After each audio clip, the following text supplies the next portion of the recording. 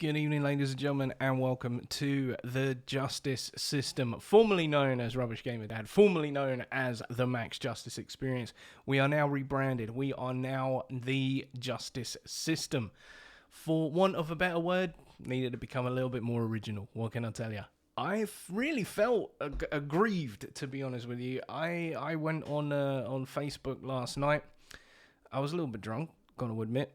And I was just asking the people. I was like, "Well, what do you think? What do you think? You know, Max Justice Experience." And they're like, you're ripping off Joe Rogan. You've always been ripping off Joe Rogan. Blah blah blah. We don't care about your excuses, Jimi Hendrix, Prince, whatever.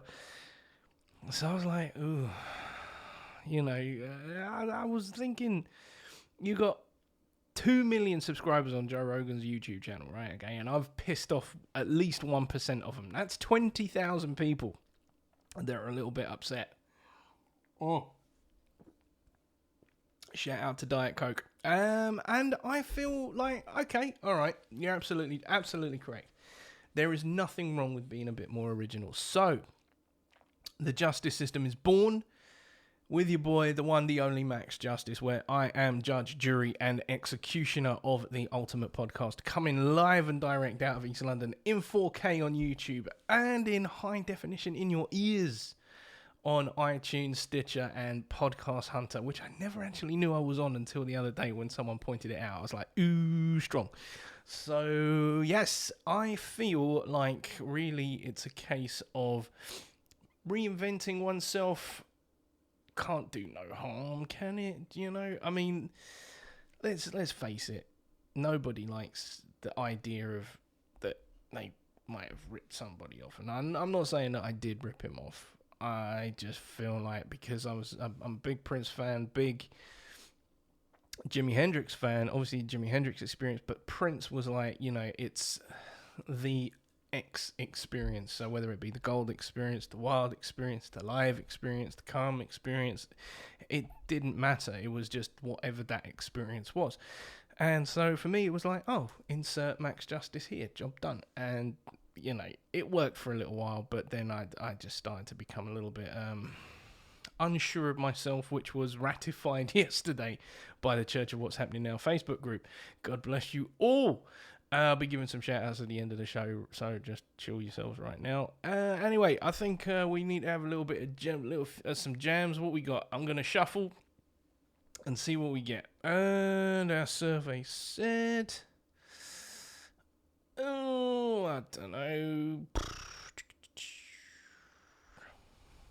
Yeah, here we go.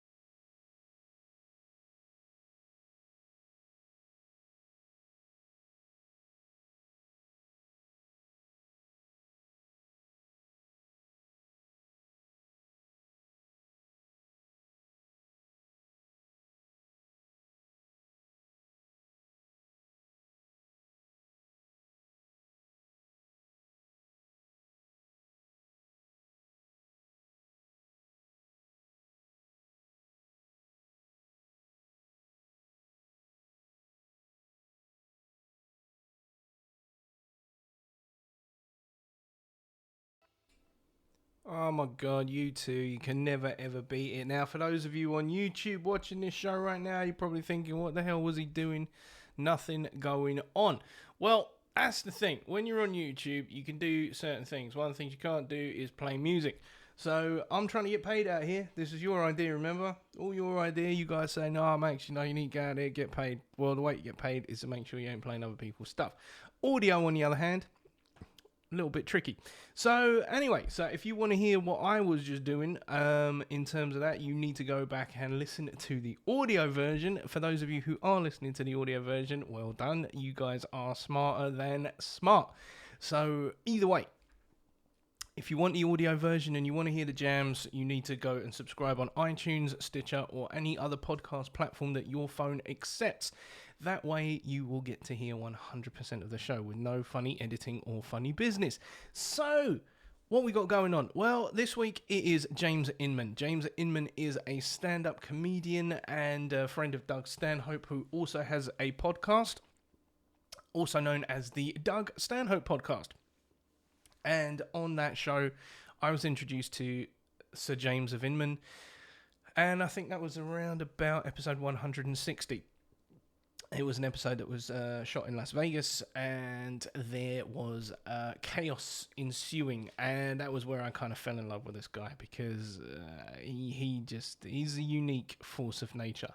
So with that being said, I will go through a few bits and pieces, and I think as well, really one of the things I wanted to talk about last week on the show was Logan Paul, who I just think is a complete and utter dick. Now, I am not a social justice warrior by any stretch of the imagination. I am not exactly leftist. I'm actually somewhere kind of in between centre and right. Now, I'm not ultra right wing. I don't believe in that, but I do certainly believe in the fact that, we are living in a culture now whereby people are getting offended at every fucking thing, and it is just doing my brain in. Can't say anything anymore. You can't, we're nerfing the world, and it's going to pot, and I'm not a fan. This is not the world that I wanted. This is not the world that I subscribe to. Get me the fuck out of here with all of these goddamn lefties. So that being said, I want to talk about Logan Paul, because in my opinion, I am a big fan of Japan. Love them. Absolutely dearly love the Japanese, love the culture, love everything that came out of Japan.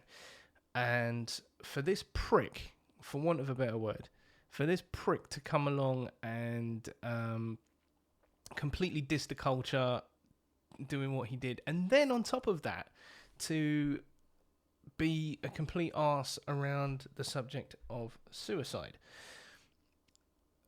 I have had zero experience in relation to suicide. Does that mean that I can talk openly about it? Not really. But does it mean that I have the right to be absolutely 100% respectful about people who have just lost for whatever reason, whether it be mental health, stress, whatever it is, these people have decided that it's time to check out. I, for one, cannot imagine the pain that must be in a person's heart whereby they decide that it's time to take their own life. I can understand if it's terminal illness, completely get that. It's like, you're going to be told that you're stage 4 this. I lost my mum to cancer, and it was very, very rapid. It was within 6 months from diagnosis to actually passing away. But my mum didn't take her own life. She succumbed to the illness. That said, I can't imagine what it must be like to have so much pain inside you, whether it be physical pain, mental pain, whatever, to the point where you feel like, you know what, I've got to go. And then you think about all of the people that have been left behind. That I can't imagine for 1 minute having to pick up them kind of pieces. That said, I don't think that what Logan Paul did should ever be forgotten. To the point where he monetized it, actually got hits. He's actually gained 400,000 more followers off of that than he had previously, prior to it. So it goes to show that publicity, no matter in what form it comes, it's gonna happen. Sorry if you can hear all these popping and bits and pieces going on. That's my, as I say, I bitch from the kitchen. So it's the compressor from the fridge. So I do apologise for that you'll hear every now and again. I haven't got money for a studio, but if you want to donate to the cause, it's easily done. PayPal.me/MaxJustice and help a brother out any way that you can. It's all good. It's all good in the hood. So that's my little bit about Logan Paul. Fuck him. Anyone, find him and please give him a cosmic fisting from me. Thank you very much. So, what else we got going on the planet? Apparently, in Hawaii, someone played the 10-minute nuclear strike warning. Jesus Christ, I can't imagine how that must have felt to wake up to that shit. Fucking hell. To be told that there's a nuclear strike imminent and, it's time to go. Jim Carrey apparently tweeted about it, saying that he's,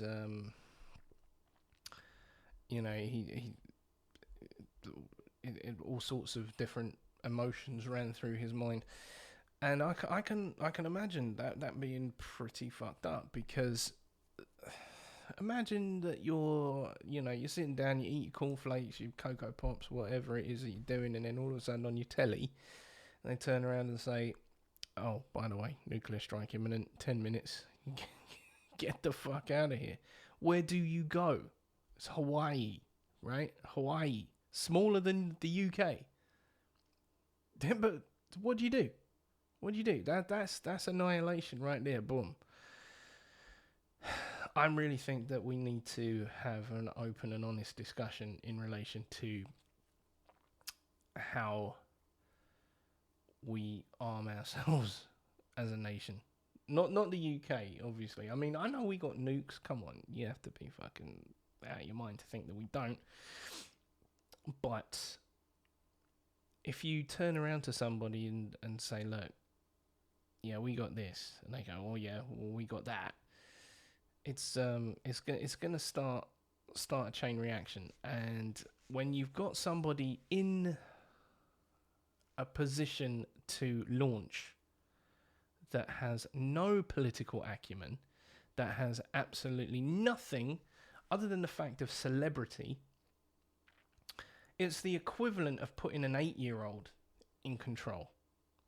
Because Donald Trump never held a Senate space. He's never had any kind of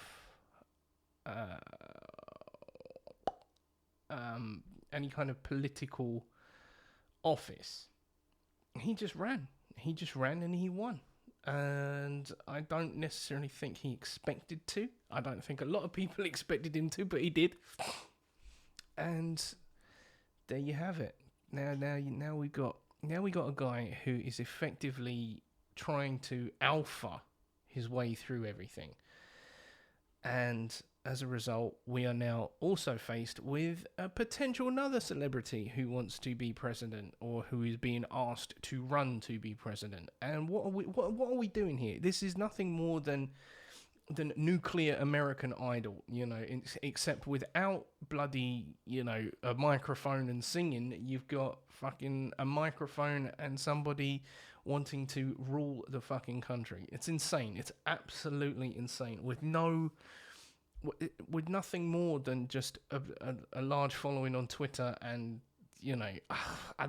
look, I'm out. I really am. I don't know how to describe it. I really don't. It's mind-boggling.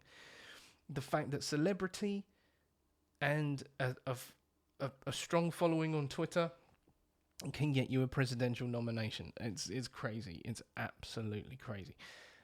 Nevertheless, let us take heart in the fact that we are all here, we are all alive, and you guys are watching the Max Justice, formerly of the Max Justice Experience, now the Justice System Podcast. I got to get used to that. I really do, because I was saying it a hell of a lot. Max just, yeah, go listen, you know. Now I've got to tell people, go and listen to the justice system, where I am the judge, the jury, and the executioner of the baddest podcast in East London. So with that said and done, let me now introduce you to the reason why I am a fan of James Inman. It was this particular moment that I was just like, yep, I like this guy. He's crazy as shit. And then after that, you will be brought the vocal stylings of James Inman, where I will then close out the show. And don't forget, follow me on Twitter at MaxJustice. As well, subscribe to the show on YouTube, maxjustice.com. Oh, God almighty, I got that wrong. youtube.com/The Justice System. That's all you got to do. youtube.com, The Justice System. Take you straight to the page. I know there's a lot of experience stuff up there at the moment. I will be re-editing, and we will, hopefully by the end of the week, maybe the end of next week, have something a little more sincere, a little more original, shall we say. So with that said, microphone to whatever guest. Did you know where you were? I ate breakfast at downstairs at the fucking restaurant casino. You know, I love their breakfast sandwiches they got down there. Okay, guys, this is where it the starts weather, getting a it's bit. so hot you don't want to walk. This is the reason why I got involved with James Inman. But it's a dry heat. Why do you constantly think it's funny to make fun of me? We're trying to have a round table like The View. We have great comics here. So I'll tell you what I had for breakfast since you asked, James. I had 3 tacos at 10 o'clock in the morning. Zoo! You know what I got, and this is a true story. The Plaza, still one of the only Subway breakfast places that won't sell you a sandwich after 11 in Vegas, where you can gamble, drink, 24-hour, prostitutes, drugs, everything. Yeah, you easy. It is radio. But we had a girl. No. Must have been a new girl. She gave me a breakfast sandwich at 2 o'clock in the That's afternoon. interesting, Didn't fight. Doug. Here's something interesting. They have shrimp for $4 across the Did you ever watch like CNN where they all yell about Trump and Hillary? Right, but everyone gets a turn, and they never talk about anything that matters, right? Right. That's what sucks about the news, because they never talk about what matters. Here's what matters. How bad were these tacos? No. What'd you Here's have what for matters. breakfast, Matt? All right. So I'm selling DVDs of the Unbookable. Like hotcakes, and that brings us back to breakfast. I'm selling DVDs like of the hotcakes, and that brings us Unbookables back to breakfast. Hot after your show. Dupar's right across the street. You ate Chad pancakes. Shanks. Yeah. How Chad fast Shank, do you have did to you eat eat at them? Dupar's? I did. I had a bacon sandwich with Frank avocado. Sinatra. Right. So, avocado. yeah. Is that seasonal So here? after your fresh. show, no, Dupar's. shut up. That's No. why we didn't go No, there. Doug, Just 'cause shut up. There was All right. too many people, and there's small booths. So Yeah. Yeah, we had to Do wait you a long have to time. wait a No, long no. That's But why the food here's- is I had to- delicious. It's No. All right. The four of Here's us talk what's amongst funny. ourselves and let us. All right. Yeah, you know what's ironic is I actually had breakfast at Subway. Did you? And No, I had, no. Listen, I had the Italian sub, and they make it. Oh, before my 10. God. They'll make me a regular sub like they do at night. Oh, They'll make it in the Jesus morning. Christ. Did you have Stop it toasted? talking about. This is no, I never get. Why take fresh Why bread and are then you make it no? dry? This I is never understand. No. I'm with Becker No. 100% Shut on up. that. Shut But the I just fuck think it's up. funny. I like my No. cheese melt. I like No. the fact they won't Stop make it. you a Did you breakfast enjoy sandwich. Stop. I like Yeah, yogurt. Dupar's Shut is your okay. fucking cunt hole. Shut your fucking cunt hole. All right, look, Doug.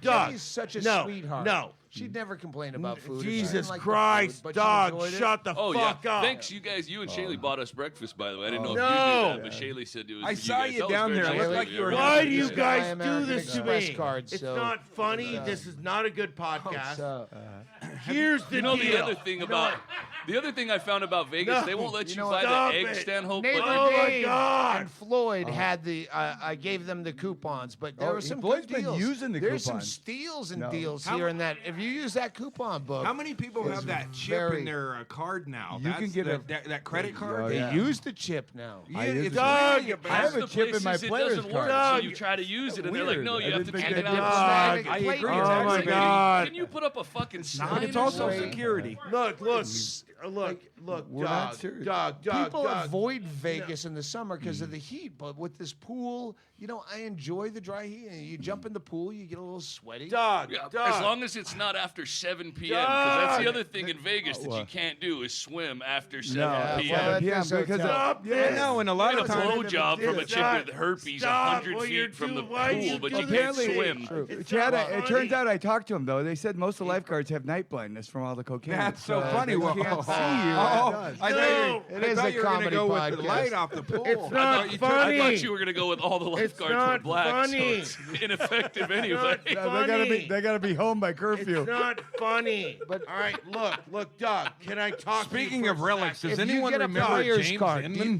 do you have a player's card? Because if Doug. you do gamble, Doug. you get some perks. Like if you gamble get for it. long enough, you Yeah. will get maybe a complimentary. They don't have a buffet here at the Plaza, but you might get some free valet parking. They'll give you or a free room at times if you lose it. Sometimes You're yeah. doing this. The Just to rooms piss are me already off. basically This free. entire know. conversation $29 a night is to tonight. $29. I would Trying totally to piss agree me with off. that. Would you Remember? stop it? It was like- the joke has gone on It's too almost long. like you're losing the joke money. Has Well, gone the on thing too is, long. this is a horrible It's not town a because fucking- if it's you'd ever thought about having a prank. fare We at get the $29, prank. We why get the not? prank. $29. I didn't even We like get my the secretary, prank. but I'll fuck We her for get it. $29. We get the prank. That's so the funny, prank Matt. is funny. I don't know a single Yeah. person in my Uh-huh. life that doesn't have Doug, $29 for a you're in room. Denial, Doug. I don't You're in gamble, but I have denial. fucked prostitutes Doug, without a rubber, stop so it. kind of. Would you Oh, stop it? Andy's always got that zinger. We can edit the fuck Oh out. my God. Stop I wish it. I could, but I Should we got take AIDS. some callers? Stop the fuck, you stupid fucking alien cunt. What do you say, Floyd? Shut the fuck up, dog. Yeah, that's great.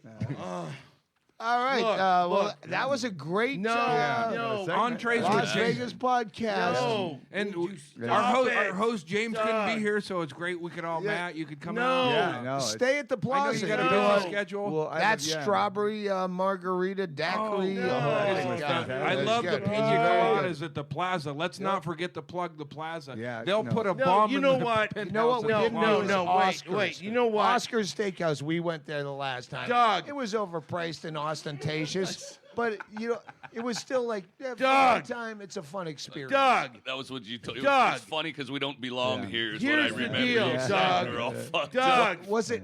Because I talked to him. Wasn't it Andy that was the fifth wheel at that one? There was someone that was drunk Here's as shit. the It had to deal. be Andy. No. It was It's Andy. not Yeah. funny. Tone it All down, right, the Andy. joke has Remember, all gone the good on Andy too stories have to long. be told to Andy. All right, Oh, yeah. it's not funny anymore. Doug, here's I the don't deal. remember most Here's of the the story, so I basic enjoy deal. hearing them because it's like Doug, the first time Doug. I've heard of it. You know, it's like I was so fucked up. I don't remember asking. Doug, It's called Deja Vu. Deja here's- vu. That's write that down. Put that down. That's so funny. Here's the deal, Doug.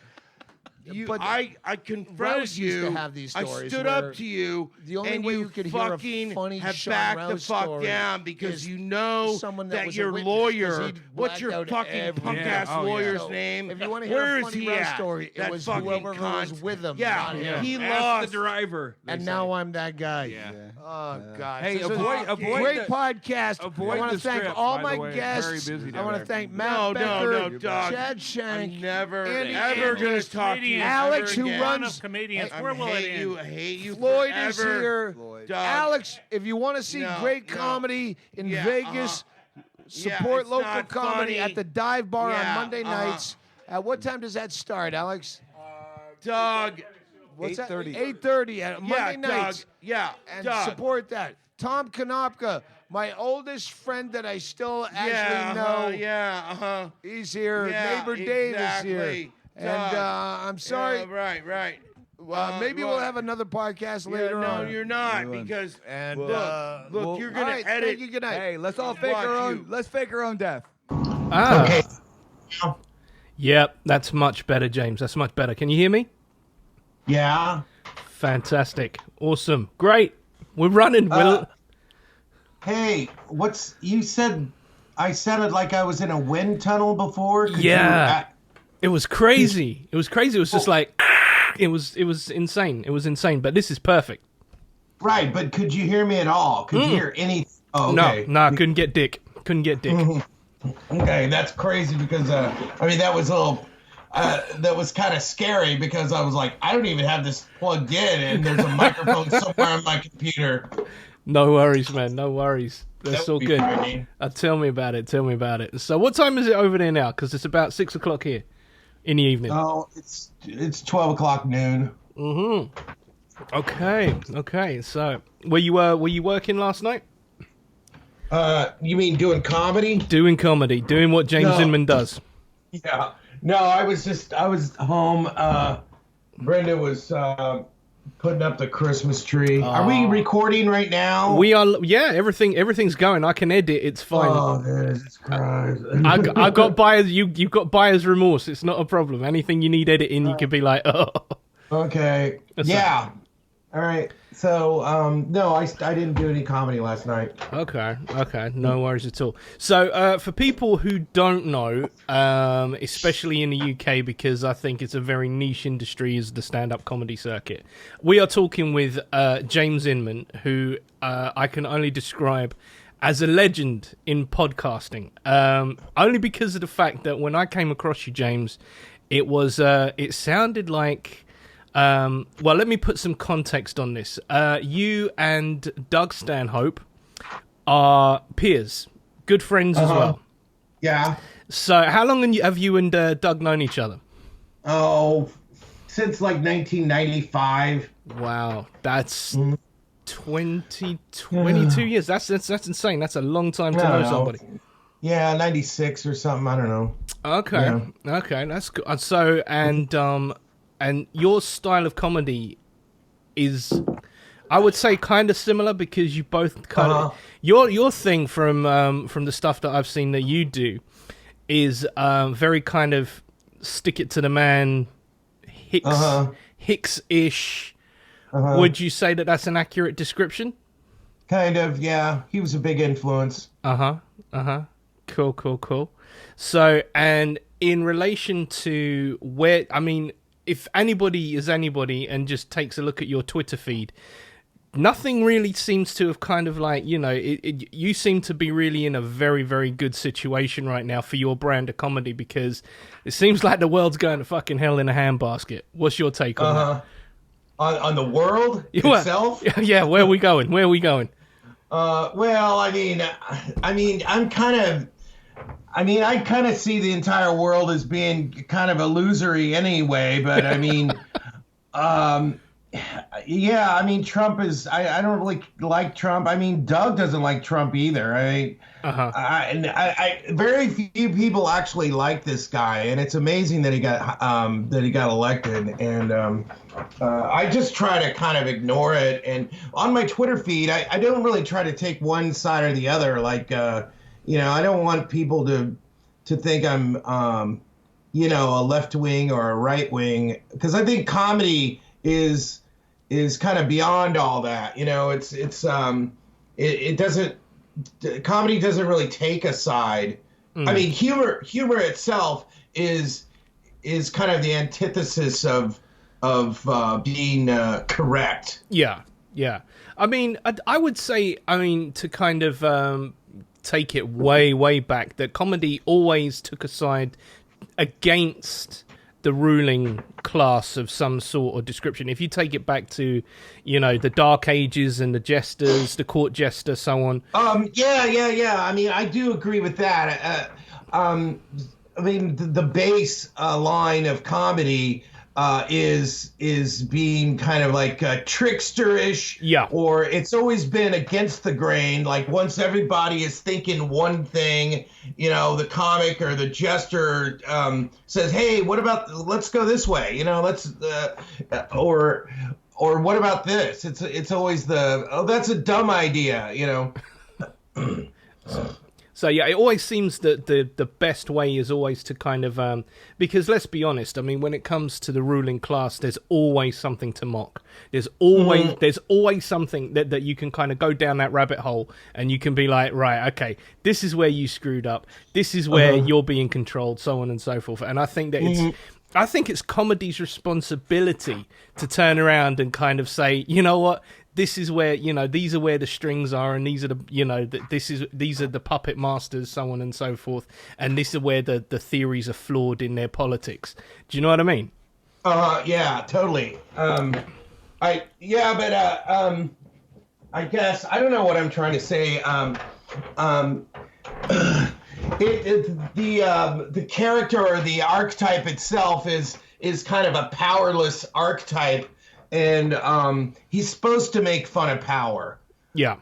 But there's this whole movement in comedy in America today where, a lot of comics think it's funny to make fun of, the poor or the ugly or the oppressed or the losers. That's become this it's this weird monster. It's like a capitalist version of stand-up comedy. I mean, you know how a culture can kind of have an influence on religion. Yep. Like we got this freak show religion in America, which is just, it's like a capitalist version of Christianity, Yep. And so now we got this capitalist version of comedy where it's okay to make fun of the poor or the homeless or the ugly or the fat or it's like the disenfranchised. And very few comics are really tackling like the 16-year war that we've been at, and the goddamn the rich and all the powerful. There's very few comics that are tackling that subject in America. I find it quite funny, really, because I mean, if that's where you're going, if that's what you're if that's where you feel that your niche comedy market base is, that means that there's going to be a lot of pissed off people that are going to be coming for you. Because let's be honest, there's more disenfranchised, fucked up, overweight, unhappy people on the planet than there are the opposite. Do you know what I mean? So it's like, your time's coming. So whoever's doing that kind of comedy, watch out, because you've got a limited shelf life. Right. Yeah. I mean, but right now we're in the middle of this sexual harassment obsession, and what I was thinking just the other night, I was on Facebook and I was just looking at all my friends and all the different sexual harassment posts. And I was thinking to myself, the weird thing is, it's like social media draws just these sexless nerds that don't have anything else going on Friday or Saturday night. So they have very little actual sex outside of masturbation. They're home on Friday and Saturday night. I mean, the real hedonists are out fucking and drinking and doing drugs and having fun. They're not posting to Facebook. So Definitely not. You don't get the opposing side of the sexual harassment thing, like this Garrison Keillor. I mean, it's starting to become somewhat absurd. This guy nearly put his hand on a woman's bare back. She had a backless dress or something, and he went to pat her on the back or something. It's like, what are you talking about? I mean, it's really starting to get kind of crazy over here. I mean, this is one of the things, this kind of hashtag Me Too, syndrome that's going on at the moment. Now, I obviously, I was having this discussion last night, that there are there's levels to it, right? Okay, there's things that as a human race that we should deplore 100%, pedophilia, whatever. Yeah, absolutely. Yeah. We put that, that's a, an unspoken truth. We don't need to speak of that. That should be at the top of your moral center, right? Okay. Yeah. Fucking kids. No, we're not doing that. Okay. Right.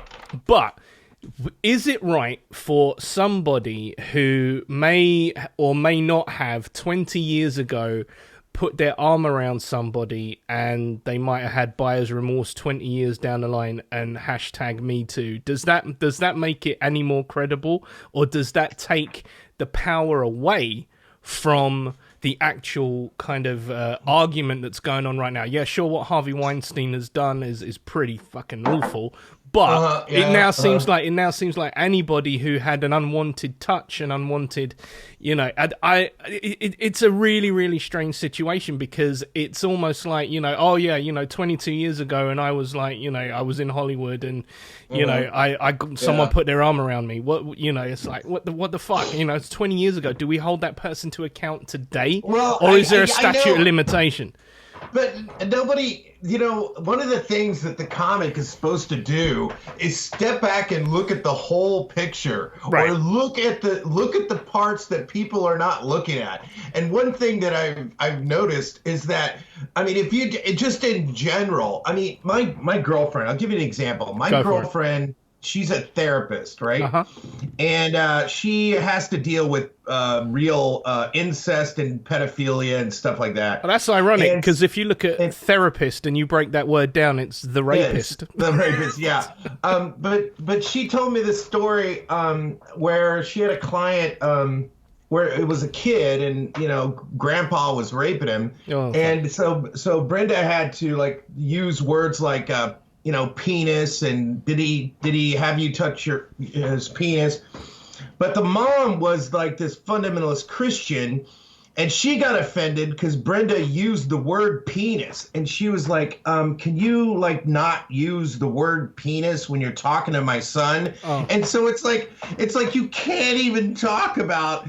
Okay. So let's not use the word penis, but we're okay to use the word anal rape of a minor. Is that all right? Can we do that? Well, yeah. It's but if you look at our culture, where like you just turn on the TV. Still to this day, we can't say the 7 dirty words you can't say on TV. Is that still a thing? Is that still a thing from 1986? Yeah, oh my god! Wow. George Carlin. I think it was shit, piss, fuck, cunt, cocksucker, motherfucker, tits. All those words you can't really say on TV. In America, we still don't show breasts on TV. You can't put a picture of breasts on Facebook, and it's not going to be up there for just a half a minute before it gets taken down. It's Nipplegate, isn't it? It's Nipplegate. That's the problem. Yeah. And then you get kicked off for 2 or 3 days because you posted a picture of a woman's breasts.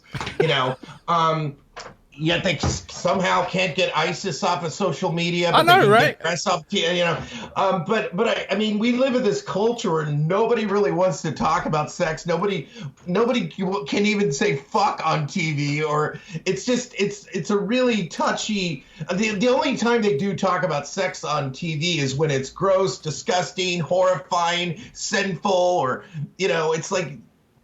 So it makes sense that this sexual harassment thing is just exploding, but real hedonists, they're not even watching TV. They don't care. They're out at bars. They're trying to get laid. They're sucking cock. They're doing all kinds of shit. I would have thought that, at the end of the day, anybody who's really involved in that stuff, the last thing they're going to be doing is checking their Twitter feed. Do you know what I mean? Yeah. I know. They're out there getting it on, But nobody, but you point this out to them. It's like, when, you'll have somebody on Facebook and they'll make some post about how horrible this. I've got friends. That's all they've been posted about since this happened. Since Harvey Weinstein, every fucking post is sexual harassment. And I feel like asking them, when is the last time you had sex? Come on. I know you. I know you don't get out much. You're not getting laid. You're not getting laid. No one's talking to you. No one wants you.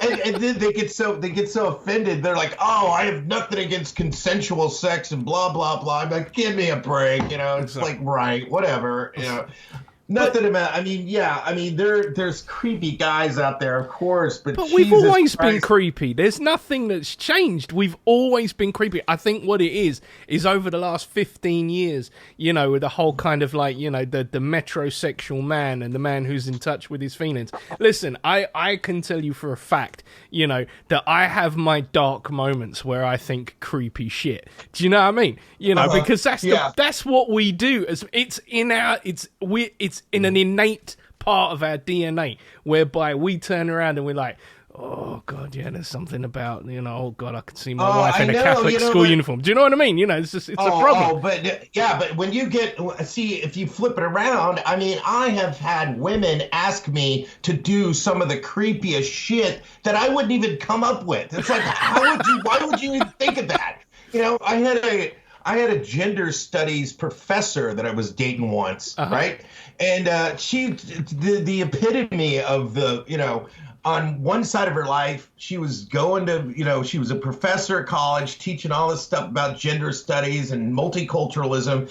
But then in her private life, I mean, she actually asked me if I would smack her in the face while we're fucking. Oh. And I'm like, that is the creepiest thing I've ever thought of. There's no way. I just told her, I'm like, I'm not going to smack you while I'm fucking you. Right into the danger zone, my friend, in the danger zone. Yeah, and so it's like women are not immune to creepy ass shit. Oh no! I mean, I've had them ask me to do all kinds of creepy shit. I mean, you must have. I mean, you're on the road a hell of a lot, and you go like places like Possum Ridge, Arkansas, and I don't know, but yeah. but yeah, I'm pretty sure that you must have had some interesting propositions while you're on the road, right? Yeah, and it's all the consensual. I mean, I'm the epitome of. I never make the first move ever. I just wait around for them to I need a flashing neon sign that says mount me. Because I'm not going to make the first move until But that's just how I've always been. I guess I was just born that way. I don't know, but Well, I mean, we can't all be studs. Do you know what I mean? There's a place for us types. I'm included in that category. Do you know what I mean? Yeah. So a friend of mine turned around and said, you wouldn't know what to do with it if it jumped out, if it was mailed first class. Yeah, I'm like, yeah, pretty true, yeah. Right, but you and we both know those guys that they just have numbers. I mean, I had a guy once. He was a comic. Wasn't a very funny comic, but he was tall, really good looking, and he came and he stayed with me for 2 weeks when I was living in Seattle. He slept on my couch, right? Right. And the first night that he was in Seattle, he ended up hooking up with some girl, so he didn't even stay. He didn't even sleep on my couch that night, Okay. And so at the end of the 2 weeks, I realized that he'd only really slept on my couch 5 days. And I at the end of the 2 weeks, I was like, let's count how many. Every other night he had a different woman. I mean, he had, in the 2 week span that he stayed there, he probably fucked 9 women. Wow. And I'm not. That is not an exaggeration or anything. And of course, they love the guy. I don't know what it is. He's meeting another girl. I mean, that guy is the ultimate hedonist. Well, it's either that or he's just figured out a new way to do Airbnb. One of the two. Do you know what I mean? Yeah. So you've got this other culture going on. I don't know. I wouldn't even call him a swinger. It's just a guy that has a lot of sex, with women who have a lot of sex. Yeah, because swingers are usually all in the one room, and it's like, who's going to have who, blah, blah, blah. Do you know what I mean? And that's a completely different culture from the Garrison Keillor or the Charlie Rose. I mean, if you're a guy like Charlie Rose, who you have to hire women to have sex with him, I mean, that's just a completely different creepy thing. That's not even, it's like, I can't get laid, so I'll just hire these interns and then I'll walk around the apartment naked. I mean, that's your game plan. I mean, see, I don't know, man. I mean, I don't know about kind of paying for sex. Never done it. Never been down that road. It's an interesting state of affairs, because the thing for me is, I would think to myself, I get too emotionally involved, James. Do you know what I mean? I would get too emotionally involved. I'd be like, hang on a minute. Are we gonna have breakfast in the morning? Do you know what I mean? Yeah, I know. I don't want to admit that part of myself, but it's like, I can't really have a one night stand because I always end up calling the girl the next day and it turns into a 10-year relationship. Dude, it's like, can I get my money? If it turns into a 10-year relationship, you should be able to ask for your money back. I think. Yeah. Yeah, that's usually how it is with me. I mean, as much as I'd like to be like some kind of a stud or some, a guy, but I mean, I do like the actual relationship, but I don't want to admit that about myself. I think what it is, I think we like the idea of waking up next to somebody, but we don't want to kind of share those kind of, because it kind of demasculates us in front of our fellow man friends. Do you know what I mean? Yeah, yeah. It's like, we don't want to go. We're going to go fuck. That's what we're going to do. This is what we do. This is what we do as men. We go out, we get laid. But really, what I want to tell you is the fact that I just like a cuddle. I just like a cuddle. I really like a cuddle at 3 o'clock in the morning. Yeah, no one wants to admit that about themselves. Nobody ever. And this is the interesting thing, because there's a lot of empty kitchens at 2 o'clock on a Saturday evening. Do you know what I mean? It's just like, where women didn't get laid or men didn't get laid, and it's just like, what the fuck am I doing with my life? I just want someone I can cuddle with. Do you know what I mean? This is the pursuit of the relationship. I think this is the apex. And I think that's what the hedonists are missing. They just need a good cuddle. It's not the fucking, it's the cuddle. You get the cuddle, you're in. Yeah, it's the actual. Well, I mean, I don't know. You're a spiritual man, James. You're a spiritual man. Do you know what I mean? This is kind of your realm, right? Do you know what I mean? Yeah, I do. That's another thing that I got interested in. Was Eastern religions. We could talk about that if you want. Yeah, man, why not? I mean, I see you make lots of references to the Buddhist religion, the Bodhisattva, and So it's like, I mean, that's something that resonates with me. I think the thing with Buddhism is it's interesting because of the fact that it's probably the only religion that I've ever known that does not procrastinate or ask for a war against another. There's only about the war within oneself.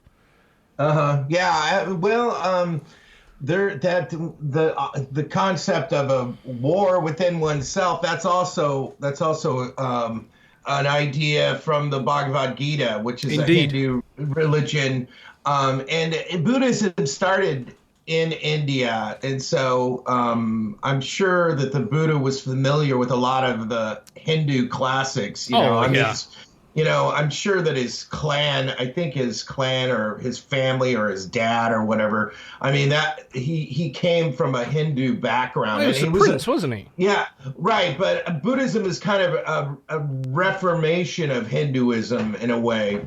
Well, I mean, if you think about it, it's all mouthwash going to the other cheek. Do you know what I mean? It's all some kind of, depending on how you look at it, whether you're constellationist, whether you're a Buddhist, whether you're, whether you're it's all got its foundation in some kind of self-perpetuating goodness. Do you know what I mean? That the person within itself can be good, and it doesn't matter which religion you follow. That's really what it all comes down to, where it all boils down to. You trace it back to Egyptian times, you trace it back, to Aztec times. There's always that thing about the innate good of man. But that was what really kind of surprised me, because you don't usually find stand-up comics who are deeply rooted with a spiritual self. Do you know what I mean? Yeah, but there's some religions out there that are kind of that gravitate towards paradox, and like Zen is a good example. Which Zen is kind of a combination of Buddhism and Taoism. Yes. When those two religions kind of mix together, and in Zen they have this thing called the cone. And a cone is a paradoxical puzzle that the head monk will give the student that he has to solve. And comedy is all about paradox. Yes, it is. Yes. And so Zen is a really interesting religion because it gets you to focus on the paradoxical nature of life itself. Yeah, I mean, when it comes to the idea of life, I mean, obviously, people turn around and say, "Well, what is the meaning of life?" And I turn around and say, "Well, it ends. That's the meaning of it." It's gonna, there's three things in life. You're gonna pay tax, nurses fuck, and you're gonna die. Do you know what I mean? You know, that's kind of the three tenets of life, no matter how you kind of roll down it. But I mean, talking about Zen, have you ever achieved a Zen-like state of mind, James, in your time, you know, with all of your kind of religious leanings, in your pursuit of? Yeah, they have certain words for that, you know. But I think the deal is, you know, they've always said this, that, you know, this stuff that they talk about, like enlightenment or satori or you know, moments of samadhi, that these things have always happened to you all through your life. The difference is that you've never really noticed them. You know, so they're subtle. They're subtle. Yeah, so those deeper states of consciousness, or you know, when you get into those deep states of meditation, you realize just how simple and natural and ordinary it is. It's like, oh, this is so simple. It's just so simple that most people don't notice it. You know, it's like the nose on their face. You know, that's how close it is to you. And you know, what I'm interested in, the religions I study are like, you know, the Tibetan Book of the Dead, Buddhism, Taoism, and these are religions that are all about consciousness. You know, your own being. You know, awareness and your own existence. You know, it's a lot like existentialism, because existentialism is like there's no God and it's just all about your Who own, am I? Where am I? What am I doing?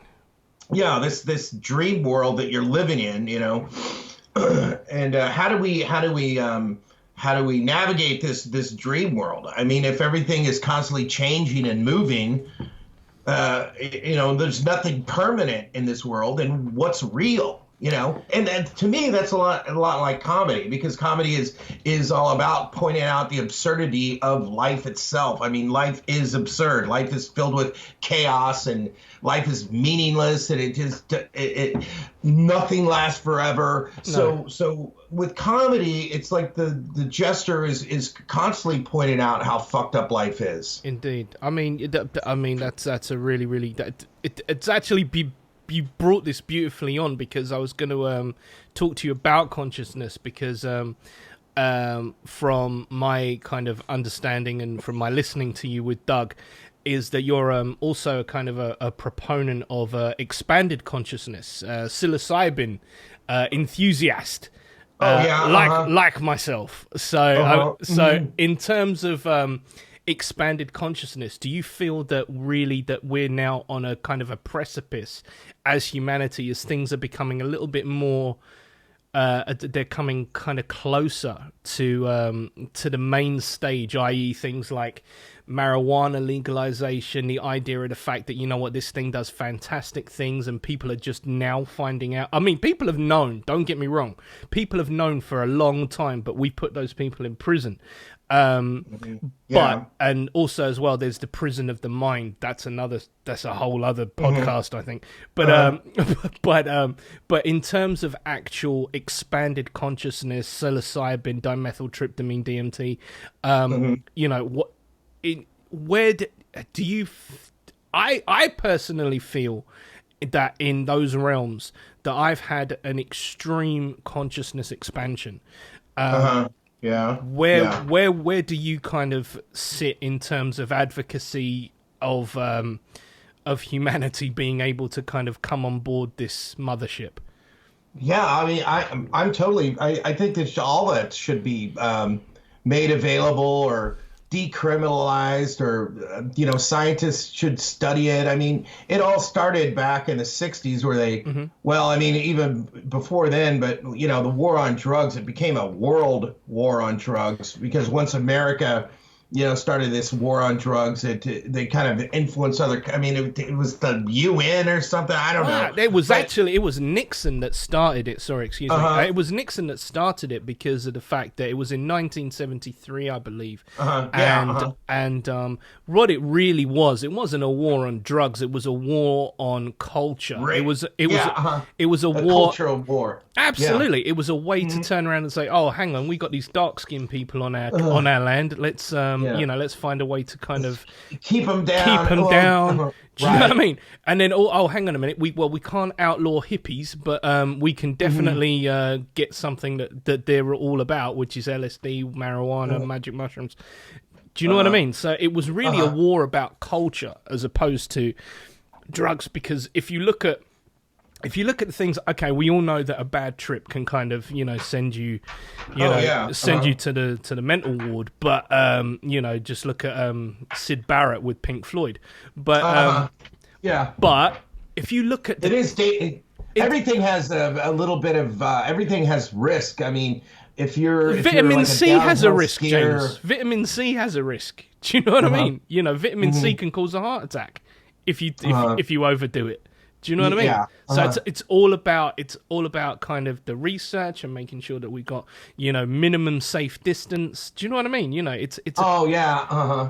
I studied all those. That was a subject that I got interested in. I mean, before the internet, I used to hang out at bookstores all the time, and so I got interested in the history of LSD and the history of hallucinogens and how that it kind of changed the way we looked at psychology. I mean, some of those psychologists back in the 60s, they thought that they had a drug that would mimic psychosis. And so they're like, here, take LSD if you want to see what psychosis is like. And they're like, well, maybe this isn't quite like psychosis. This might be like a visionary experience, or this might be opening up some other parts of the brain that we're not used to having open. I'm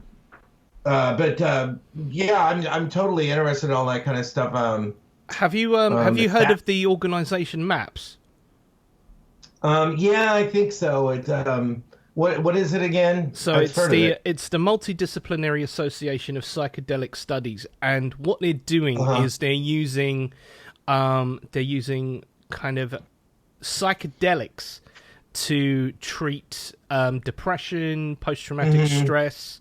Yeah. And they've now received kind of therapy designation by the FDA. That's your guys for kind of trialing what they would consider to be psychedelics, ketamine. They also use an MDMA. They're using psilocybin as a potential gateway to kind of treating these conditions that cripple.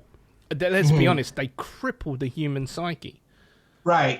Well, there's post-traumatic stress disorder, and so they think there's also a drug. I think it's called the street name is called Devil's Breath. Let me look it up right now. Devil's Breath. Hang on a minute, I'm all over that as well. Devil's Breath.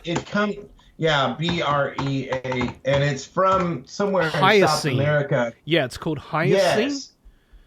Yes. Scopolamine. And this is a really, you want to hear about a creepy drug. This drug, what it is, and you could take it, make it into a powdered form, and you could blow it into somebody's face, and if they breathe it in, it's very dangerous and very toxic. You breathe it in, it completely takes away their free will. No, so you can talk to a person after you blow this in their face, and you go, hey, go to your ATM and withdraw all your money. Go into your apartment and give me your camera or whatever. It's like the perfect MK Ultra assassin drug. I mean, this drug would be the perfect drug for any intelligence agency. Can I just say for the record, James, I'm not a cop. All right, I just want to say for the record. But yeah, apparently it was used to treat motion sickness. Scopolamine. Right. I don't know how long they've known about this drug, but it's definitely it's called the world's most dangerous drug because it can completely take away your free will. But one of the reasons why I brought up this drug is they're also using this particular drug to help PTSD. For some reason, it can help you forget about traumatic experiences, where you give this drug to people and then you say, hey, you know, all that shit, you know, forget about all that stuff. And it actually works. I mean, so these are things that would be nice if there was a way that we could experiment, test, and let the FDA allow, you know, doctors and scientists actually experiment with it. But on the other hand, it's a very dangerous drug in the hands of intelligence agencies or some kind of criminal gang. Well, could you imagine if they weaponized it in the air? Could you imagine if they put that over a civilian population? That would be pretty creepy. Shit. Yeah. Or if it was like an extended release, you know, kind of like, because they could take oxycodone, turn it into Oxycontin, where you give this to somebody and it lasts 24 hours. It'd be like a zombie that you would have complete control over. I mean, it sounded like an Alex Jones podcast right now. It's a problem. But I think he's a disinformation agent. Oh, you really? You think you think he's here to spread? Well, see, the thing of it is, a lot of times, I mean, I got into conspiracy years ago before the goddamn computer came out. But I mean, I get most of the stuff that I read books. I don't go to websites. I watch. There's some good documentaries out there. Oh, yeah. But one of the most interesting conspiracies I've heard is, well, you've heard of COINTELPRO. Yes, I have. COINTELPRO was something that we found out by accident, right? Well, there was this newspaper bullshit rag that we used to sell. This is it's always at the news. I mean, it's always at the cashier. When you go check out at the grocery store, it's called the National Enquirer. All right. Yeah. I know that. Okay. We get that here too. All right. So people don't realize that the National Enquirer was bought. It was purchased by this guy. I think his name was God. What was this guy's name? Let me look that up. And it's an interesting story. Quier. Gene Pope. Gene Pope purchased the National Enquirer. Now, Gene Pope used to work for the CIA. Really? Yes. He worked for the CIA. Get this, and he literally worked in psychological operations. All right. Ooh, psyops. Very nice. Yeah, he somehow came up with, I think it was like $50,000 or $70,000 to purchase the National Enquirer. Is that how much it cost to purchase? $75,000. Back then, I mean, I could probably look it up. I mean, it's something like because he bought it back in the 50s. Oh, right. Okay. So that was still quite a bit of dough. But supposedly, I mean, the important thing is, when Truman created the CIA, he made the CIA promise that they would not do any shit inside America, right? They're supposed to collect intelligence, but then they started doing covert ops. Oh, he'd be rolling in his grave right now. I mean, COINTELPRO was actually, you know, with the CIA doing shit inside the United States where they're not supposed to do that, you know, when they signed the National Security Act. Anyway, so Gene Pope, I don't know when they bought it, but it was something like, whatever, we'll just say, you know, and so they purchased this magazine to put bullshit stories. It was a disinformation campaign to discredit certain news stories that they didn't want to end up in the mainstream press, like Time and New York Times.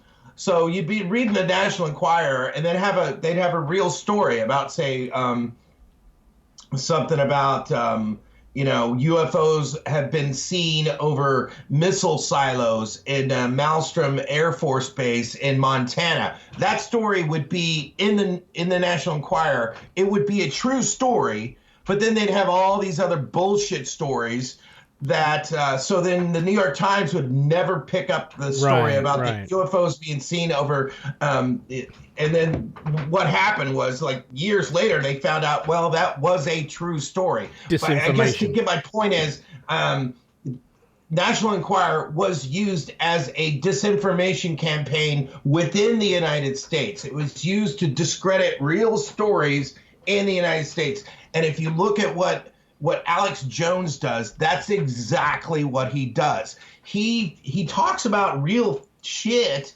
but the stuff that he talks about never ends up in Time, New York Times, Washington Post, because everyone goes, that guy's a complete fucking idiot. Well, And I mean, that's the same thing that can be said for David Icke. David Icke, I think, is the UK's Alex Jones. yeah, David Icke is an example of a disinformation agent. I mean, have you ever read some of his stuff? I mean, some of it. Oh man, yeah. I mean, David Icke. The thing about David Icke is though he's hit a few home runs as well. Do you know what I mean? Right. You know, some of But his stuff why- is just like, you know, yeah, we got that one out of the park. Yes, but see, that is exactly what what intelligence agencies do with disinformation. That is the definition of disinformation. So, and the only reason I know this is because I've read so many books on the CIA.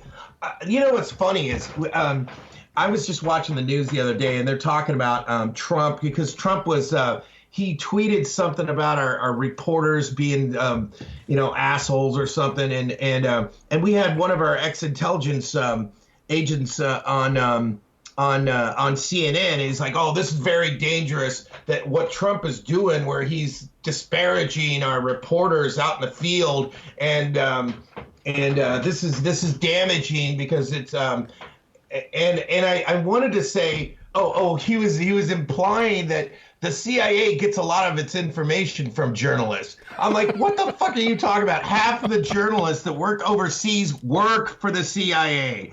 The funny thing is, people think that CIA agents are like 007 and they're all doing the thing like James Bond. Half of all the CIA agents work in publishing. They are reporters. They buy up publications. They write blogs. It's not about just infiltrating groups or creating fake groups. You know, a lot of it has to do, or half of it has to do, with disinformation itself. Well, that's what I mean. You know, like you say. I mean, at the end of the day, you know, it's very, very hard now, because we now have an influx of fake news, whatever you want to call it, clickbait. You know, and it's very hard now to discern what is honest, what is honest reporting. But even still, back in the day, there was. It's just the fact that with the birth of the internet, it's come to light. Do you know what I mean? Right. But if you look at what they did in, like, say, Guatemala or Iran with Mossadegh. They didn't have Facebook back then. They had to hand out actual flyers. What, did you read? They had to print them out and hand out little flyers and stuff. Now they don't need to print out flyers because they can just post it to Facebook. Well, did you read John Perkins' book, Confessions of an Economic Hitman? Fantastic book. Highly recommend it. Highly recommend it. He's actually updated it now, because now he talks about how he talks about drone attacks, so on and so forth, blah blah blah, and how the modern day economic hitman has kind of evolved. But yeah, I mean, you know, what they did to not just Mossadegh, but what they did to Jaime Roldos, it's still going on, and I think. This is just me spitballing over here, in my little boudoir of a studio, whereby I think that China has kind of got the UK by the nuts, because the amount of Chinese infrastructure that's going up in the UK, particularly in East London, is I've never seen anything like it. I've never seen the amount of buildings that are going up that have been funded by Chinese, Chinese interests. I'm like thinking, this is the economic hitman in the guise of, you know, expansion, so on and so forth. It's like, you know, watch out, guys. it's a crazy world. Supposedly they're doing it all over Africa too, like China and the Western countries are both fighting over over different areas of Africa. Wow, you know, makes sense. Look you where know- your iPhone comes from. Do you know what I mean? You know, the minerals that are required to make those Right. It's chips. not just oil. It's man, it's- natural resource, my brother, natural resource.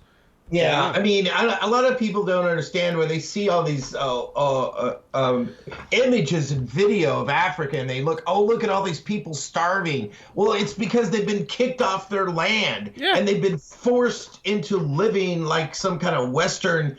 We need to build roads and bridges, and we need to have the plumbing, and it's like they for thousands of years they were living like tribes, and you've taken them off their land and forced them into city life and like charged them rent, and now they don't have a place to grow food, and a couple of them are working at the oil plant, so of course it's just completely fucked up their culture. Well, yeah, I mean, at the end of the day, they had a way of doing it. You know what I mean? They had a way of doing it, and we were like, it kind of goes back to that whole colonialism thing where we turn around and said, oh my God, these people are savages. Let's give them the Bible and let's teach them how to be gentlemen and women and blah, blah, blah, blah, blah.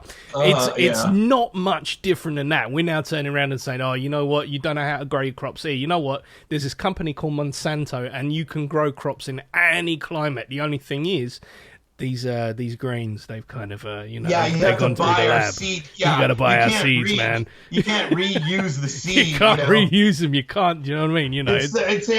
It's so fucked up. I mean, it's crazy world, man. It's crazy world. I know it does seem. That's why I feel like life is a goddamn illusion. Really, I mean, man. Or we're the imagination of ourselves, according to Bill Hicks. Here's Tom with the weather. Yeah. But one of the things I really wanted to talk to you about, and this is one of the things that kind of brought James Inman into my collective consciousness, was your documentary, which if anybody, can I just say, episode 160 of the Doug Stanhope podcast should go down. Which one was that? Was that when that was the one in that was the one in Vegas, and it all went awry. And it was like, oh my God! Do you know what? I have it saved, because at the end of the day, it cannot. I don't ever want it to disappear. I don't ever want it to go away, because it was your passion, your okay, all right. I mean, we might have been a little bit kind of over the top on a few sherbets, and a couple of beers might have gone awry. But what it did do was it brought to my consciousness a documentary about stand-up comedy called The Unbookables. And so you watched it, dude? You liked it? I loved it. Oh, you did? It was fantastic. Absolutely loved it. And the question that I had was, why wasn't this marketed sooner? Do you know what I mean? Because tell everybody about The Unbookables. What is The Unbookables from James Inman's standpoint? Well, it's just, you want me to tell the whole story of how it started, or well, I think people can go back to episode 160, the Doug Stanhope podcast. I can do that. That's not a problem. I was kind of ganged up on by Shaylee and Doug. It kind of felt that way. I mean, the real story behind The Unbookables, Doug kind of came up with the idea. He came up with the name, The Unbookables, but it kind of started after I got punched on stage. And after I got punched on stage, it was a video that this guy uploaded to YouTube that became viral. And then Doug saw it, and he's like, he made a page on his website, and he put up all of his friends, and he put up my video of getting punched with Sean Rouse and Brett Erickson and Travis Lipsky. And he's like, here's all my friends that do edgy comedy that can't get booked, and he called it The Unbookables. And I remember Doug asking me, what do you think I should do with this idea? And I told Doug, I said, you know what you should do is just get some cameras and book a. Oh, James, you still there, buddy?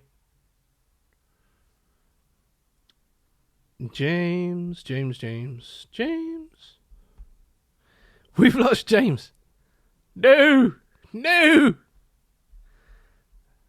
Oh shit. This isn't good. Hang on a minute. Let's Don't worry, ladies and gentlemen. We James, All you're right. back.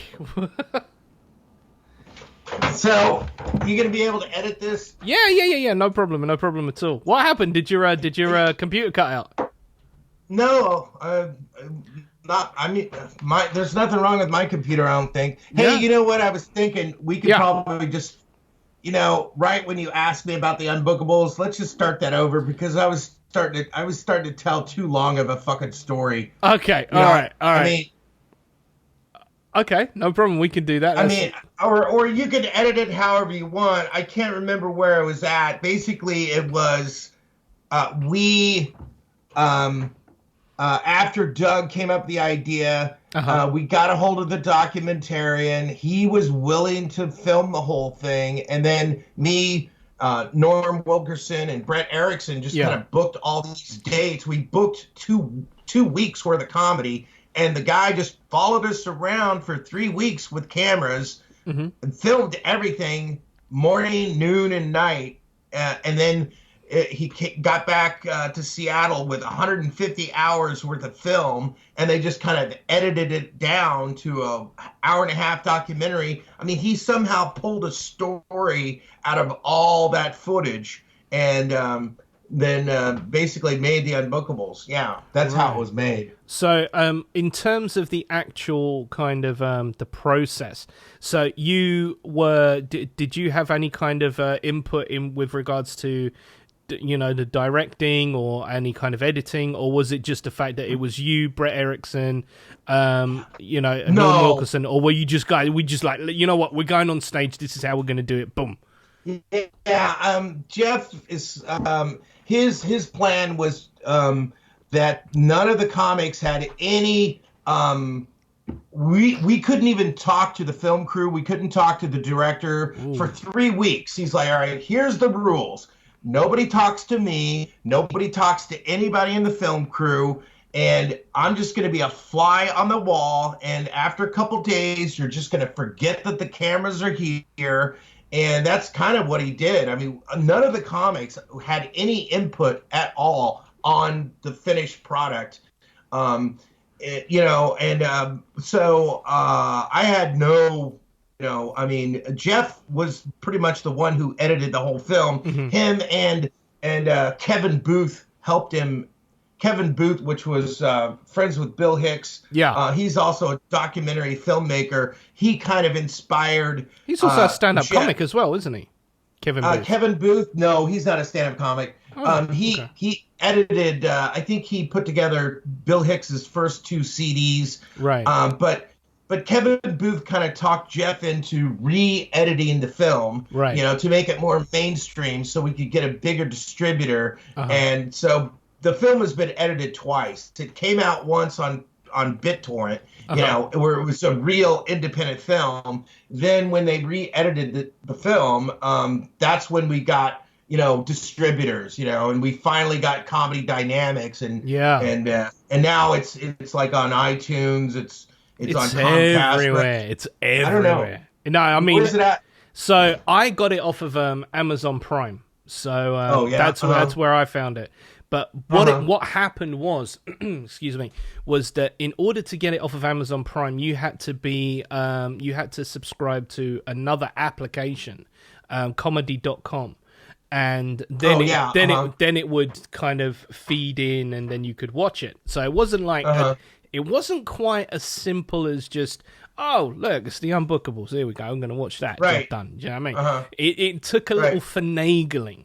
Do you know what I mean? Which I think I wouldn't say it hurts. It hurts the product. I would just say it makes it a little bit more. Oh, hang on a minute. I've got to do this. I've got to do that in order to watch this thing. Do you know what I mean? But that being said, I loved it. I loved it because as I said to you on the phone the other night, what that documentary does is we, the regular average Joe public, we get to see comedy in its most snazziest. Do you know what I mean? It's all been, it's all polished. The comedian has done however many dates at however many comedy shows or however many comedy bars to just kind of craft that hour. And then the next thing you see, it's heavily produced. It's lights, it's camera, it's action. It's at the O2, it's at the Apollo, it's wherever it is, right? Okay. But what you don't get to see are those moments where, you know, they are going to get heckled and they are going to get called a cunt. And they are, do you know what I mean? You know, you know, you don't get to see those moments of what I call, you know, humanity at its worst, whereby, you know, you are going to eat a bag of dicks because this bit didn't work properly. Do you know what I mean? Yeah. So that's the reason why I love the Unbookables. And also as well, you get however many of you in a van, there's gonna be friction. There's, you know, if you're doing it, yes, and it's documented.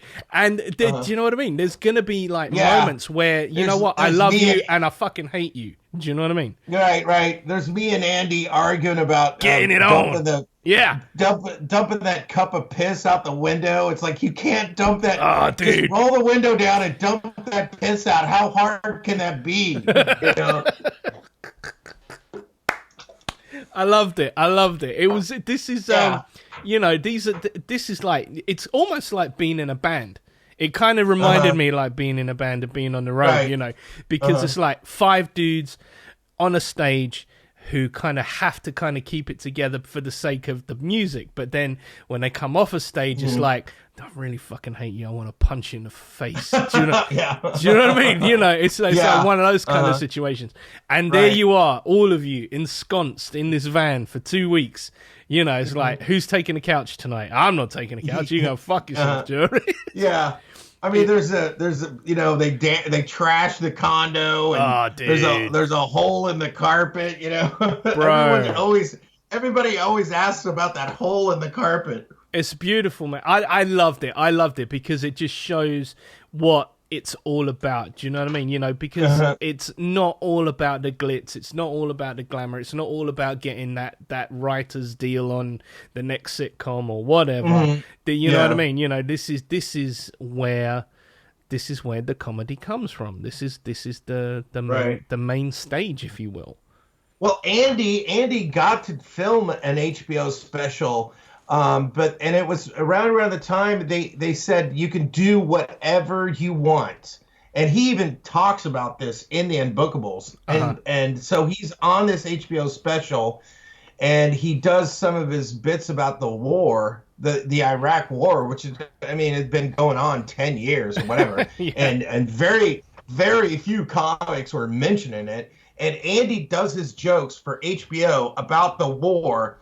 And then at the last minute, somebody else bought the program or something, and they just took out his entire show. I mean, like, they took him off the show completely. They didn't use any of his material, and they told him he could do whatever he wanted to do. Yeah, I guess. And he talks about that on in the movie, which is a good example of you know, mainstream comedy versus, you know, real comedy. I mean,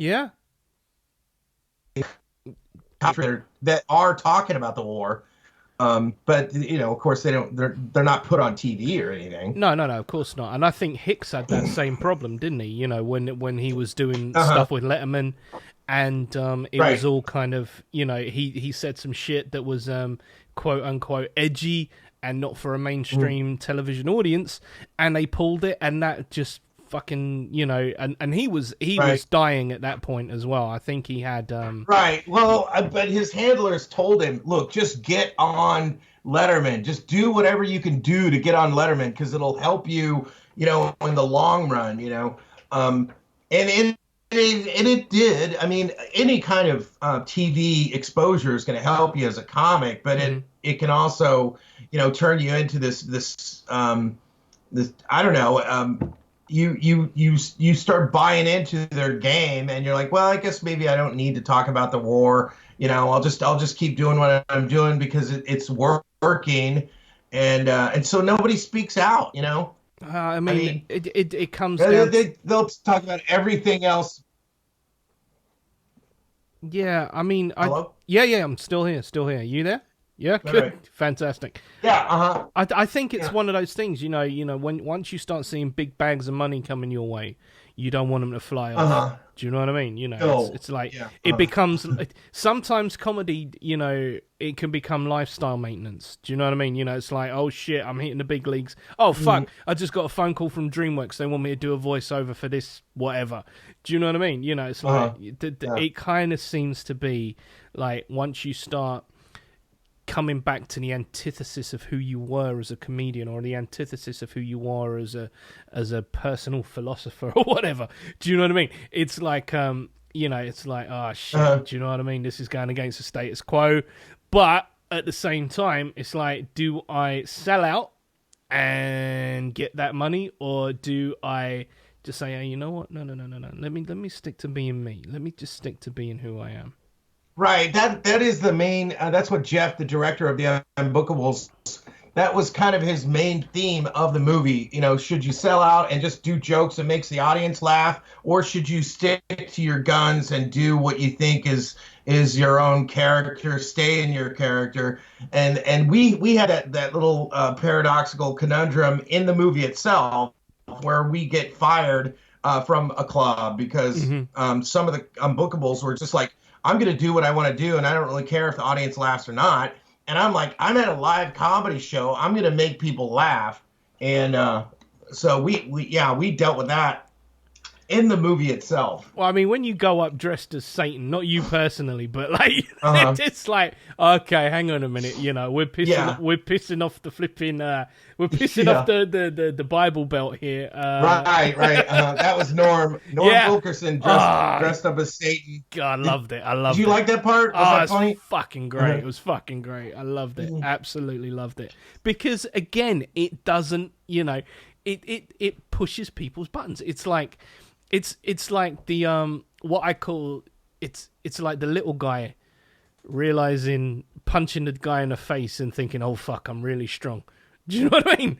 That's exactly what it feels like. It's like, oh, hang on a minute, I've got power here. I'm getting a reaction. I'm making you think for a minute. Yeah, this is what I do. Do you know what I mean? This is I loved it. Absolutely loved it, because I'm all about making people stand up and take notice. And I've got a podcast, right? I mean, it's a very niche podcast. Yeah. But ultimately, I'm like, well, I want to talk to people I want to talk to. I'm not interested in getting 600 million subscribers or 600 million views. Don't get me wrong, that'd be nice, but it's not my thing. It's not my thing. You want to come on board the Max Justice train, then strap yourself in, because you might learn some shit. But ultimately, you're gonna find out that there's a whole bunch of people out there that might think like you, but you just might not know how to access them. And I think that you, James, are one of those people that that we need. The UK, I don't think. Have you ever toured the UK? Have you ever done a UK show before? Yeah, I was out there at the Edinburgh Fringe Festival, and I did a week in London. I did a week in Amsterdam. Yeah, it was kind of interesting. It was just getting over the language barrier, and Do we have a language barrier? What's that? Well, even though you guys speak English, you still have your own accent, and so I'm over there. I got to talk slower, or I got to pronounce my words more correctly because I'm from Kansas and I have my own accent. So it's a lot about accents and certain cultural things that we have over here that you guys don't have over there. This joke will work, but this joke I got to take out. And so when I was in Edinburgh, a lot of it was, part of it was jokes that I've done for years, and part of it was just pure improv, that talking off the top of my head. So it was a kind of a mixture of just doing whatever works. Do you have any plans on coming back to the UK? Oh, I'd love to go back to the Edinburgh Fringe Festival. I had pretty good shows there. I didn't have too good shows in London. I was so nervous. I mean, it was just a cultural shock. I mean, just getting off the plane, and next thing you know, I'm in London. Because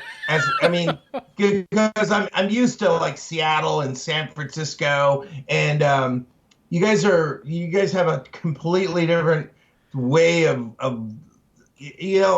what really worked in Seattle and San Francisco was just loud, angry comedy, but that didn't work. That didn't translate too well in London because, like, we don't want to hear someone screaming. We just want to hear, we want to hear subtlety. We want to hear something when it comes together. It's funny when it comes to the London comedy crowd. I kind of equate it to jazz. Like people sitting around with their arms folded and their hands on their chin. Do you know what I mean? It's like, oh yeah. That are you saying something clever there? Or oh yes, that was really funny. Yeah, it's yes. I mean, we've got that here in America where we've got this whole genre of clever comedy. Mm-hmm. But I like the comedy where it's kind of loud and it's foolish and the comic is really an idiot. Yeah. I don't really think that the comic needs to be clever. Oh no, definitely not. No. I think that the irony of it is the cleverness comes from buffoonery. Do you know what I mean? Yes. Right. It's like it goes back to that jester thing that we were talking about at the beginning of the show. Is the fact that you know what you need to be in touch with your inner buffoon. You need to be unafraid of kind of this is how I'm going to come across, and this is what I'm going to do. Do you know what I mean? It just seems. And so when I was over there in England, it seemed like they didn't understand that. I was joking. I mean, they thought, oh, he really is an idiot. And I'm like, no, that's the whole. I mean, this is kind of a character. It's the bit. God damn it! It's kind of a character. People don't understand. Like sometimes when I do the podcast, with Doug, I get these people on Twitter. They really think that I'm a complete idiot, and I'm like, no, I've been friends with Doug for so long that we kind of put ourselves in these characters just to argue with each other, and people love the sparks that fly between the two characters that get together and argue. It's so good, James. Mm-hmm. It's so good. I mean, that was what made me fall in love with you. Do you know what I mean? I was just like, oh my God, it's like there was a part. Did you hear Yeah, go on, go for it. Did you hear the last one we did in Denver where we argued about Adderall? Yes. I was just like, oh my God, these guys, they just can't stop. It's like, it's like sibling rivalry. It's I know. It's beautiful. It's a beautiful thing. But the thing that really got me was, I don't know whether you were conscious of it or whether it was a bit or whether it was just like, no, we're caught in a moment here. Was when Doug, Chaley, and Andy Andrist and they were all talking about food, and it was almost like you would. You were in the room, but you were being completely ignored, like you were a ghost. Yeah, right. They do that kind of shit to me all the time. Oh, come on, man! It was, but I know. There was a part of me that was pissing myself laughing, and then there was a part of me that was like, "Oh man, poor James. He's just trying to talk about the unbookables. Just give him a chance, goddammit." Do you know? I know. So it's funny. But dude, I mean, if it wasn't for that, I mean, I wouldn't. Number one, I wouldn't know who you were. Number two, I wouldn't have I wouldn't have found the unbookables. Do you know what I mean? And I was just like, someone speaking that passionately about this particular subject. It's like, right, okay. So what does this mean? What is this thing?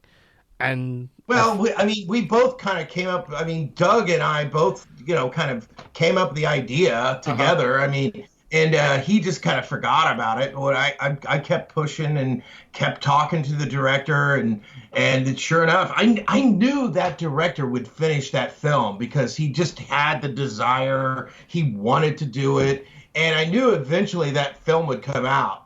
Doug just completely forgot about it. He, when it first came out, he was like, Inman, I had no idea this movie was going to come out. And I was like, dude, I've been working on it the whole time. What are you talking about? Is his lifestyle really that kind of chaotic whereby it would have been a legitimate thing to say, yeah, you know what, he forgot about it because he's just sauced to the gills? Well, I mean, that's just kind of how his character is. I mean, regardless if Doug drank or not, he just kind of does stuff and puts stuff in motion and forgets about it. He's real kind of it's almost nihilistic. Well, not so much nihilistic, but more like a Taoist, where he doesn't really cling to the stuff that he creates because he just creates all the time. And just throws it out. Yeah, he just kind of throws it out, and here's this and here's that. I don't really know what I'm doing. I don't really care. But he does work. He's like a workaholic. He really is. I mean, he's always working. Well, you know what you need to do? Apparently, he's coming to the UK. I hear rumors abound that he's coming to the UK. You need to ask him. You need to get in as a support act or something, because that would just be absolutely awesome to have you two on the same stage. Yeah. Well, you should, yeah. I'll hit him up on Twitter. I'll hit him up on Twitter. Yeah, hit him up. I don't like to bug him too much because he's got so many people that bother him, but I occasionally like to drunk dial him or something. I left a message on his phone last time we talked, and that might end up on a podcast. Who knows? I hope it wasn't like the last one you left on his voice. Oh yeah, that was. Oh, I was drunk out of my mind. Oh my god, that was insane. Oh, it was so good. It was so good. I had to apologize to Chad. Oh, it was so good. You know, we all have those moments, man. We all have those moments whereby we just get totally fucking blitzed. I forget that Doug will do stuff like that. Like, you send Doug an email, he'll forward it out to everybody. Or if you leave a message on his answer machine, he'll put it on his podcast so other people can listen to it. I just never think of that. I never think of that. I know people who are just like that. I mean, there was a guy who I used to work with, and he used to come in and shave people's heads. Do you know what I mean? He would come in with a pair of hair clippers. He was just he was a nightmare. Do you know what I mean? You know, you just didn't know what he was going to do. You just did not know what he was going to do. There was this girl who had hair down to her back, and he just came along with a pair of clippers and just went zoop. Do you know what I mean? Oh my god! It was crazy. Do you know what I mean? He was just out, and that was the thing. And he was a great worker. Don't get me wrong. You know, the business that we were in at the time, which was debt collection, but you know, he was just like, he was an animal. He's an absolute animal. He would just do things. Just number one, because A1, he thought it was funny, but B2, it was just like the reaction. The shock of it. Oh, and, yeah, Doug's he's always been into pranks, practical jokes. Oh, that's his thing. That's his niche. Yeah. Do you know what I mean? He had the practical joke show, and do you know what I mean? So but man, those were classic voicemails. Classic. Absolutely loved them. Absolutely loved them. You sounding a bit out of breath there, James. Have I kind of taken you into the murky waters? Well, my brain is getting tired because I'm talking too much. So, no problem. Listen, I don't think. Yeah, we shouldn't be. This can't turn into like 2 or 3 hours. No. Listen. We'll keep this. I'll tell you what we'll do. All right, okay. You're an interesting dude, and I would love to have you back on the show.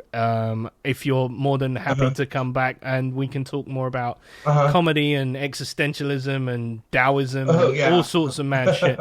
Do you know what I mean? But ultimately, what I really wanted to kind of get out there was the Unbookables. Where can people find the Unbookables, James? Well, I haven't really found, I know that it's in Canada, it's in the UK, and it's in Australia, but I haven't nailed down all the outlets, but I know it's on a lot of different outlets in Canada, UK, and Australia. You just have to Google it and go. I know it's on Steam. It's on Amazon Prime. I think it might be on Netflix in Europe. So you're just going to have to Google it, look it up and stuff. You might have to sign in to Comedy Dynamics, like you said, to watch it on Amazon Prime. Yep. But that's something I need to do because, like I said, it just came out like a week ago. So no worries. I mean, I'll put all the links I can find. All the links I can find, I'll put them on my page. Not a problem. Oh, that would be great. Yeah, man. Not a problem. I've got no problem doing that at all. Okay. James, man, it was an absolute pleasure. Let your brain rest and enjoy your Sunday. And I hope you have a great week. And whenever I get to talk to you next. Okay. All right. Thank you. James, a pleasure, sir. All right. You too. Take care, buddy. All right. Thanks, man. And that right there, ladies and gentlemen, was the great, the fantastic, the superlative James Inman. What a guy. Crazy guy, but what a guy nonetheless. You know, there's a guy tells you how it really is in comedy world.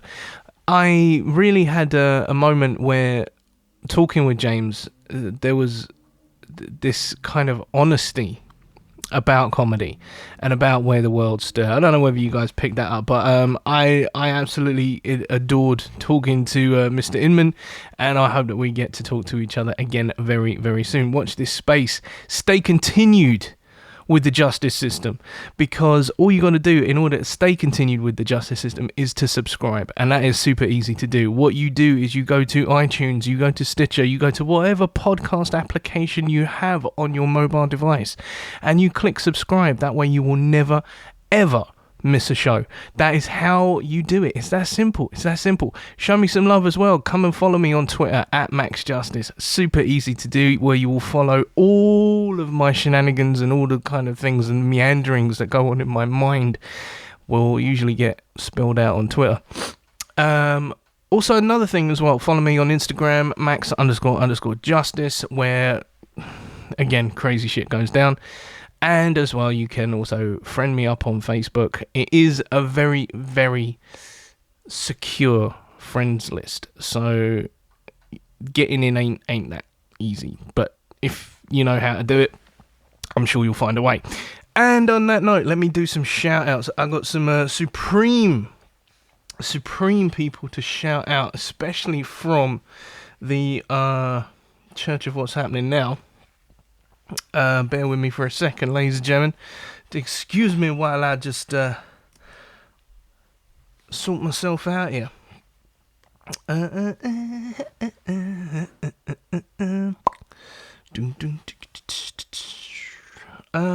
So I am gonna give these shout outs to Andrew Miller. Hold tight, Andrew Miller. Also as well, Scott Armstrong. Hold tight. And who else we got here? Alex Fernandez. Hold tight. Who else we got? Oh, Tony Johnson. Congratulations. Well done, brother. He's proposed to his girlfriend. Welcome to the pain. And yes, I'm certainly hoping many, many years of good luck and fortune to you guys. Shout out to Lee Syatt. Shout out to Dick Syatt. Also as well, shout out to the Pope of the Church of What's Happening Now. The one, the only, the immortal Joey Coco motherfucking Diaz. That's the only way that we go down here on the justice system, showing love to all and sundry. Also as well, shout out to Nick Howell, my cousin, my Australian. He ain't really Australian, but you know, he's kind of been adopted by the country. What can I tell you? He's got citizenship and everything. But we're gonna have him on the show. He is gonna be talking NBA, UFC. He used to write, actually. He had this really, really cool NBA kind of fan site, and it got some momentum, and I don't know, man, don't know what happened. It all kind of fell apart, and I need to talk to the man and find out what happened, get him back on the saddle. I reckon giving this guy an NBA podcast would be a great platform, but we're gonna get that sorted out, Nick. So make sure you got the time, son. Going in, go and get it done. And on that note, I think, is there anything else for me to mention? No, not really. So on that note, I'm going to shut down this podcast for this week. You've been beautiful. It is Monday, the 15th of January. You are listening to The Justice System with your host, Max Justice, the judge, the jury, the executioner of the finest podcast in East London right now. And I'm going to leave you playing out with Mr. Bungle and the Girls of Porn.